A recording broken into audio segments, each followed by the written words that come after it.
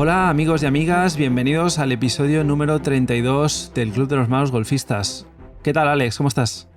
Pues muy bien, Sergio. La verdad es que, bueno, ya nos falta poquito para reanudar clases y con muchas ganas, ¿no? Además de empezar el circuito este año. Así que bien, bien, bien. Sí, bueno, tenemos trabajo por hacer de pretemporada, vamos a llamarle así. Y menos mal que es pretemporada porque yo vengo jugando bastante mal últimamente, así que tengo todavía No un queda mucha, ¿eh? mes. Pretemporada. Ya, lo sé. Así que bueno, vamos a hacer lo posible por mejorar nuestro nivel y llegar con buenas condiciones. Y una de las formas para mejorar tus vueltas es hacer caso a uno de los más grandes. No sé si el más grande o uno de los más grandes, que seguro que todos conocéis, que es Tiger Woods.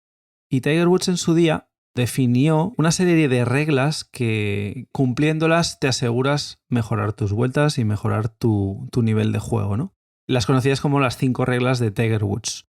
Obviamente estas reglas están vistas desde el punto de vista de un jugador profesional o scratch porque, bueno, son difíciles de cumplir para handicaps altos, como es el caso nuestro, ¿no?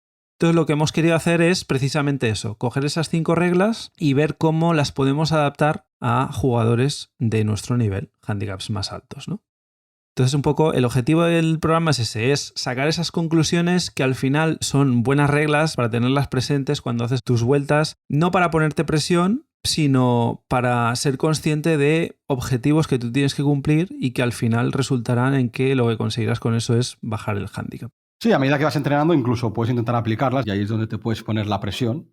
Y luego en las vueltas de competición o de torneo, pues lo llevas mucho más practicado. Al final es un deporte que todos sabemos, ¿no? Que cuanto más practiques, más interiorizas todo, ya no solo el swing, sino el tema mental, tema estrategia, tema rutinas, etcétera. Y luego cuando sales a competición, pues ya no tienes que estar pendiente de tantos factores, ¿no? Eso es. Entonces, si te parece, empezamos con la primera de las reglas que definió Tiger Woods, que es algo tan sencillo para los jugadores profesionales como es no hacer bogies en los pares 5. Sí, sí. Bueno, hay unos datos estadísticos, de hecho. Vamos a empezar con datos estadísticos para jugadores con handicaps bajos y medios y luego intentaremos adaptarlos a handicaps altos, ¿no? Y es que los pares 5 realmente para handicaps bajos son los mejores hoyos. O sea, un handicap 0 o jugador profesional tiene una media de 4,76 golpes, es decir, está por debajo de los 5. Eso es lo que siempre se oye, ¿no? En televisión, por ejemplo, de ahora llega el par 5, aquí es donde tiene que conseguir el birdie para pues empezar a atacar, ¿no? Digamos, o para parar esa sangría de pares seguidos y que hacen que poco a poco vayas perdiendo posiciones en la tabla. Pues bueno, llega el par 5, ¿no? Es como un buen momento para recuperar, ¿no? Uh-huh.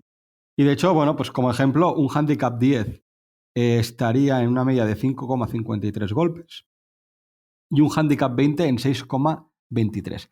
Handicap 25 ya nos iríamos a 7 golpes, ¿vale? Claro, aquí hay que tener en cuenta que cuando tú vas a una competición también tienes puntos extra, es decir, tú puedes jugar con tu handicap. Entonces, bueno, sí que es cierto que para handicaps bajos son los hoyos, como comentabas, donde es más fácil estar por debajo de tu media, pero ¿qué pasa para los handicaps altos? ¿No? Claro, ahí es donde nosotros lo hemos vivido en nuestras propias carnes. De hecho, yo el año pasado que empecé a pegarle al golf, lo viví mucho. Tú siempre me decías, no, lo importante es el juego corto, ahí es donde se marcan los resultados. Digo, sí, pero por mucho que yo entienda el juego corto, si en un par 5 tardo 10 golpes en llegar a green, de nada me sirve ser mejor que Tiger Woods en juego corto, porque no voy a puntuar en ese hoyo, ¿no? Entonces, sí que es cierto que para los handicaps altos, los pares 5 se convierten en los hoyos más complicados, porque al final son los más largos. Y un handicap alto, uno de los problemas más importantes que tiene es la distancia y la consistencia con los palos medios largos. Sí, sobre todo la consistencia, porque es donde tienes más posibilidades de errar, ¿no? Al final, en un par 5, pues obviamente, al ser el hoyo más largo, a pesar de que tú te lo quieras tomar con calma y decir, bueno, pues voy a ir haciendo golpes de 120 en 120 metros, que es factible totalmente, hay muchas posibilidades de que uno de los golpes se te vaya a la derecha, a la izquierda, te metas en los árboles, se te meta en el búnker de calle, y entonces ahí donde te empiezas a complicar y donde obviamente pues tu tarjeta va subiendo, ¿no? Claro, entonces esta regla de Tiger Woods de no hacer bogies en pares 5 es una regla que está muy bien para handicaps bajos, pero que a medida que vas aumentando el handicap de los jugadores, se aleja de la realidad, ¿no? Incluso diríamos que para handicaps altos, de 30 a 36, esta regla sería aplicable a pares 3, porque normalmente tú cuando juegues en un par 3 vas a tener un punto como mínimo. Entonces, claro, ya te permite hacer 4 golpes para cumplir el par, ¿no? Sí, de hecho, en la base de datos que comentabas de ShotScope, que analiza más de 100.000 golfistas amateurs de diferentes handicaps, precisamente en pares 3 para un handicap 25, la media está en 4,19, o sea, 1,19 sobre par, es decir, menos de 2 golpes más que el par que tienes. Claro, es lo que decías tú, si te dan un punto, Es que ya estás cumpliendo ya estás prácticamente el par. prácticamente, al menos deberías hacer un bogey con tu handicap, es decir, al menos un punto. Siempre puntuar en pares 3 y no irte con la raya. Sí, porque te penaliza mucho. Porque te penaliza mucho, ¿no? El objetivo debería ser siempre ese, ¿no? Puntuar siempre en pares 3. La siguiente regla también es sencilla de entender, que es no hacer doble bogeys. Para los profesionales y jugadores Scratch, hacer un doble bogey es una mancha en su tarjeta y a pesar de que de vez en cuando lo hacen, todos lo hemos visto en televisión, si quieres mejorar y tener una buena tarjeta, pues no hacer doble bogeys. Evidentemente, para handicaps altos se asume el doble bogey porque entra dentro de lo común y de hecho, para bajar de 100 golpes, lo que sería más o menos jugar con un handicap 27, tienes permitido hacer 9 bogeys y 9 doble bogeys en una vuelta. O sea, imaginaos la cantidad de dobles bogeys que se asume que tú vas a hacer siendo un handicap alto. Ya si empiezas a bajar y ya te vas a un handicap 18, en el que intentas bajar de 90 golpes en una ronda de par 72, pues ahí ya sí que tienes un punto por hoyo, con lo que cada doble bogey que hagas tendrás que contrarrestarlo con un par para poder conseguir tu handicap, ¿no? Pero bueno, la idea es mantener a raya esos doble bogeys y sobre todo, que no se vayan más allá. En el momento en el que te metes a hacer triples bogeys, ahí ya sí que tienes un problema. Adiós. ¿No? De hecho, lo hemos visto el año pasado, en 2022 lo vimos, que cuando te hacíamos tarjetas con un doble bogey o sin dobles bogeys, tú lo viste, tanto en los 2 torneos que bajaste handicap. Sí, sí. Creo que fueron tarjetas sin dobles bogeys o como mucho con un doble bogey. Más de un doble bogey en una tarjeta te penaliza muchísimo. Te penaliza mucho. Muchísimo. Si quieres bajar handicap o conseguir un buen resultado, no dobles bogeys según tu handicap. Sí, sí, eso es. Sí, sí, precisamente lo que decías tú, ¿eh? Los torneos en los que he bajado handicap ha coincidido que he puntuado todos los hoyos. Claro, ¿qué hace eso también? Que mentalmente, que esto es un tema que siempre es recurrente y venimos hablando de ello, te hace sentirte mucho más cómodo. Y afrontar los siguientes hoyos a medida que vas puntuando, pues ves que lo vas sacando bien y que más o menos estás teniendo pues el tacto y estás consiguiendo hacer el swing que más o menos tienes practicado y que no te estás metiendo en líos, con lo cual a nivel estratégico también lo estás haciendo bien. Todo al final es todo un conjunto que hace que salga adelante la tarjeta o no, ¿no? Y es lo que decía Alex, ¿no? Pues intentar no hacer nunca un doble bogey según tu handicap, ¿no? Para mí es básica esta regla de Tiger, es buenísima y es básica. Sí, sí. Eso, de hecho, es uno de los objetivos que tengo en mente para este año, ¿no? Buscar tarjetas sin dobles bogeys. Porque eso es que además, incluso entrenarlo eso, porque una cosa lleva a la otra, ¿no? O sea, cuando tú vas entrenando estas cosas y ves que te va saliendo, el juego mental va mejorando, no tienes que pensar tantas cosas luego cuando estás pegando un golpe y eso te permite trabajar mejor las rutinas. Trabajas mejor las rutinas, ganas consistencia, etcétera, etcétera, etcétera, ¿no? Entonces, al final, todo es una rueda que entras en una dinámica positiva que te hace mejorar tus tarjetas y al final bajar el handicap, que creo que es uno de los objetivos que tienen todos los handicaps altos. Tan sencillo y tan complicado a la vez como lo que acabas de comentar. Vale, pues la siguiente regla es una regla que intentaremos explicarla bien. Tiger Woods dice que es necesario no hacer bogeys desde menos de unos 130 metros. Estando en calle, evidentemente. Es hacer 3 golpes. Es decir, un golpe para llegar a green, que conseguirías en un par 4 en este caso el green en regulación, y 2 putts. Claro, él lo hace desde el punto de vista de quitarte presión, porque cuando tú piensas, he salido de ti, la he metido en calle, estoy a menos de 150 yardas o 130 metros, tengo una oportunidad real de birdie. Aunque no estoy todavía en green, realmente, a priori estoy en una posición muy buena para conseguir un birdie. Hablando desde el punto de vista de un jugador scratch, ¿eh? Claro, al final, ¿qué pasa? Que te estás metiendo presión a ti mismo. Entonces, en vez de decir, me tengo que obligar, entre comillas, a aprovechar esta oportunidad de birdie, no, le doy la vuelta y digo, estoy en una posición cómoda para no hacer un bogey. ¿Vale? Con lo cual, aceptando que el no hacer un bogey es bueno, vas a por el par seguro que te estás creando más oportunidades reales de birdie al haberte sacado esa presión, ¿no? Claro. Aquí juega mucho más el tema mental. Es un buen punto de vista pensar en no hacer birdie, o sea, no pensar en hacer birdie, sino en pensar en no hacer bogey. Eso es. Y claro, pero esto para joder ese scratch está bien, el tema de hacer 3 golpes y buscar el no hacer bogey. Pero claro, esto habría que adaptarlo a jugadores altos, ¿no? Porque no creo que sea una regla que para jugadores con handicaps altos sea aplicable. Estar a 120 metros y invocarla de 3 golpes para jugadores altos, algunas veces te pueden salir, pero no vas a ser consistente con ese resultado, ni mucho menos. Porque ¿cuántas veces te vas a quedar corto de green? ¿Cuántas veces te vas a ir a un bunker? ¿Cuántas veces te vas a pasar de green?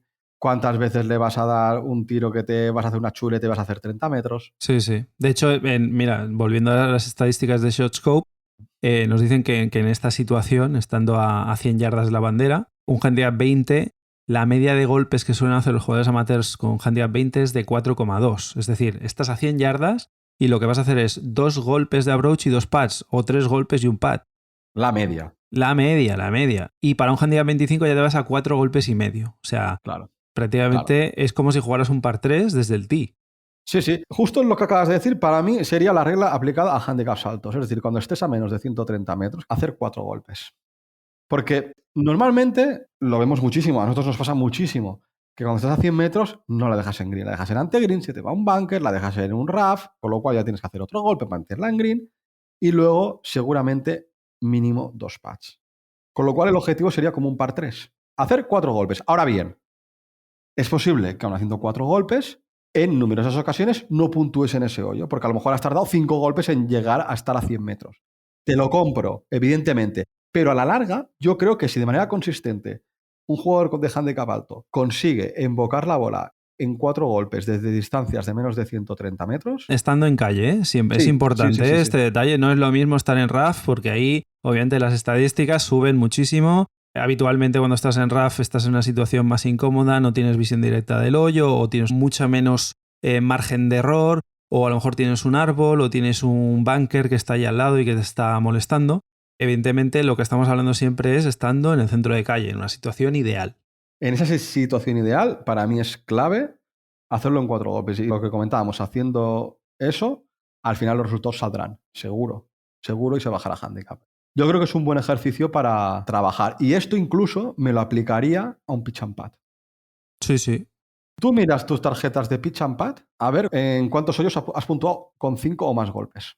Sí. Teniendo en cuenta que en muchos pitch and pads hay hoyos de 80-90 metros, o sea, Claro. de menos de lo que estamos hablando. Claro. Y si puedes mirar en pitch and pads los hoyos de 100 metros o más, a ver qué estadísticas tienes de golpes. Sí. Y ahí es donde tienes que decir, mi objetivo es 4 golpes. Porque eso es lo que te vas a encontrar en un campo de golf. Claro. También es cierto que los greens de los pitch and pads son más pequeños, con lo cual es más difícil acertar, pero luego a la hora de patear también son más fáciles que un green de un campo de golf, ¿no? Claro. Pero bueno, oye, yo creo que si se trabaja eso correctamente en un pitch and pad, luego al campo de golf yo creo que te beneficia incluso para conseguirlo. Sí, Por lo que comentabas, ¿eh? Desde luego, sí.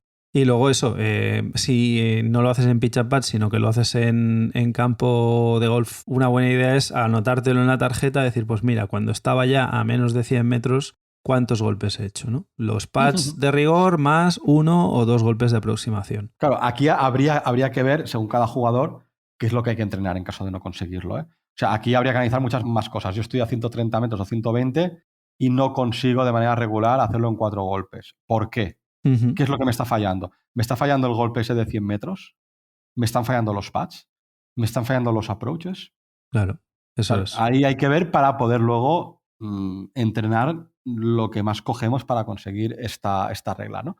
Pero bueno, es una regla que directamente la de Tiger Woods no sería aplicable a handicaps altos, pero sí que yo creo que la podemos adaptar a decir no hacer más de 4 golpes desde menos de 130 metros. Estando en calle, sí. Estando en calle, correcto, sí. Siempre se me olvida ese matiz que de hecho es muy importante. Vale, vamos a la cuarta regla. La regla es no desaprovechar up and downs fáciles. El concepto de up and down, para el que no lo sepa, es cuando consigues salvar el par cuando no has conseguido hacer el green en regulación. Es decir, estás, por ejemplo, en un par 4, deberías llegar a green en 2 para cumplir el green en regulación y tener 2 pads, y entonces salvas el par, pero no, en este caso llegas a green en 3 y luego invocas el pad que tienes directamente, ¿no? Haces un approach y pad no habiendo conseguido el green en regulación. Eso sería el concepto de up and down, ¿no? Tiger en este caso se refiere a hoyos en los que has fallado el green por poco y luego el chip que te queda tienes mucho green con el que trabajar. Obviamente si tú tienes un chip que hacer desde pocos metros pero tienes un bunker delante y justo detrás del bunker ya tienes la bandera, pues ahorita la situación se complica, ¿no? Y si el green está en bajada, pues más, ¿no? Aquí cuando dice up and down fáciles es precisamente eso, que tienes un chip relativamente corto y luego mucho green por delante hasta la bandera para poder decir, pues mira, en función de cómo veo el green, pues o hago un flop shot más bombeado o cojo un hierro 8, por ejemplo, y hago un chip que ruede la bola por el green, ¿no?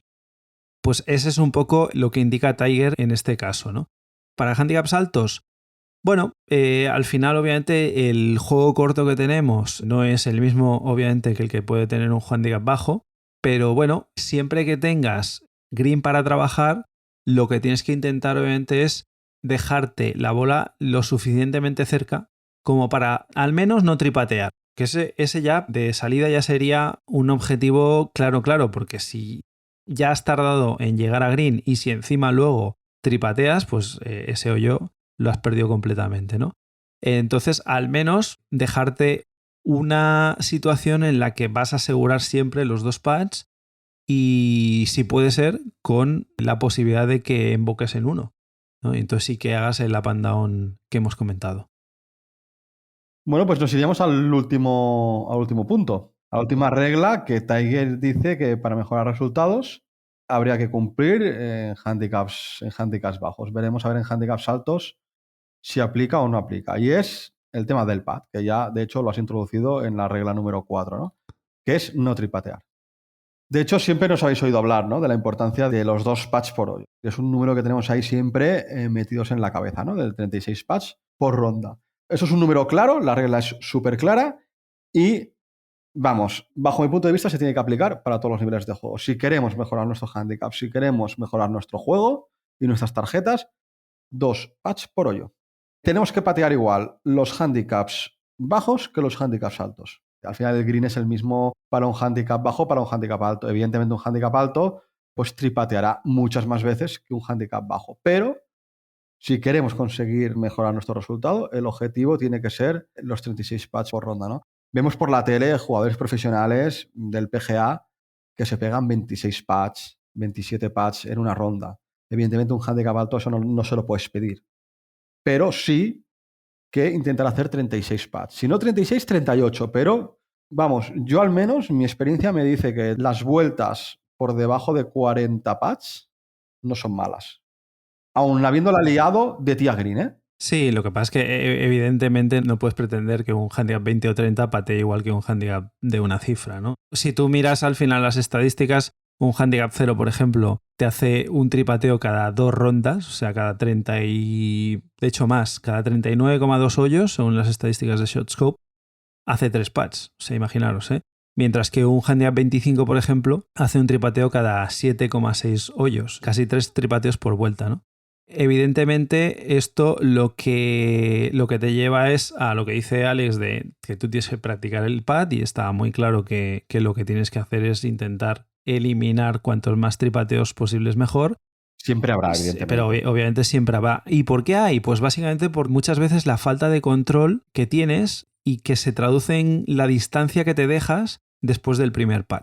Para que os hagáis una idea, un handicap 0 scratch en media, después de ejecutar el primer pad, se deja 1,9 pies, que son 0,57 metros, mientras que un handicap 25 se deja 3,1 pies, prácticamente un metro.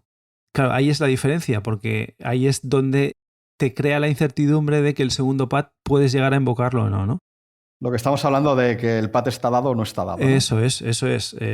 Lo que habíamos hablado el día que hablamos de técnicas para mejorar el pad, el famoso círculo, ¿no? Que siempre hablábamos del círculo de 1 metro de distancia o al menos la varilla del pater de distancia, no fallar esos pads nunca, ¿no? Pero bueno, asumiendo también que van a haber tripateos, intentar compensarlos con algún hoyo donde solo hagas un pad, porque a lo mejor haces un approach muy bueno, yo qué sé. ¿sabes? Sí, sí. O un up and down del que hablábamos en la regla anterior. Claro. Pero el objetivo tiene que ser ya no pensando quizá más bien en los tripateos, sino pensar en acercarse lo máximo posible a los 36 pads por vuelta. Sí, sí. Y eso al final, lo que sí que es cierto es que el pad al final es el golpe que es más fácil de practicar. Porque con una esterilla en casa, obviamente no son las mismas condiciones que un green, pero bueno, ahí puedes hacer un gran trabajo, sobre todo en esos pads cortos, que son los que muchas veces fallamos los handicaps altos, ¿no?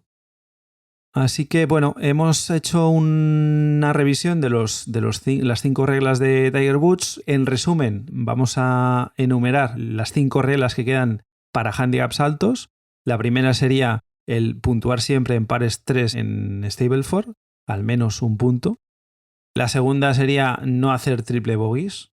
La tercera sería en una situación de estar en calle después de un golpe de salida o de los 2 primeros golpes en un par 5, estar en una distancia de más o menos 100 yardas estando en calle, como mucho hacer 4 golpes. La siguiente regla, la que hablábamos del up and down, ¿no? Pues el intentar que en situaciones de up and down fáciles, es decir, recordamos, con greens con los que trabajar, intentar que el chip te permita acercar la bola lo suficiente como para no hacer luego 3 pads, ¿no? Al menos 2 y si puedes, pues hacer un único pad. Que al final, con los puntos Stableford que tienes de más, pues te ayuda a cumplir el par del hoyo, ¿no? Claro, eso es. Y luego la quinta, pues la misma para todos, el no hacer 3 pads, sabiendo que obviamente los handicaps altos hacen 3 pads de una forma más habitual que un handicap 0, pero obviamente pues restringiendo eso y en vez de hacer 3 tripateos por vuelta, hacer 2 y luego intentar hacer 1 o 1,5, pues hará que mejores obviamente tu resultado. Y bueno, esperamos que os haya gustado este programa, que se os queden estos conceptos, porque yo creo que son muy beneficiosos a la hora de afrontar las vueltas y a la hora de entrenar, ¿no? Esos objetivos que hablamos. Claro, eso iba a comentar, es que de hecho alguien podría planificarse un tipo de entrenamiento, digamos, a un mes vista, un mes y medio, o 2 meses vista, pensando en una de estas reglas. Sí. No, hombre, son reglas muy claras para trabajar, está claro. Uh-huh. Entonces, pues bueno, ahora que estamos, iniciando la temporada, ¿no? En pretemporada mucha gente, pues bueno, ahí tenéis 5 objetivos que os podéis marcar para esta temporada. Lo dejamos aquí por hoy, esperamos que tengáis una muy feliz semana de golf y, como siempre, que vayáis a por el birdie. Hasta otra.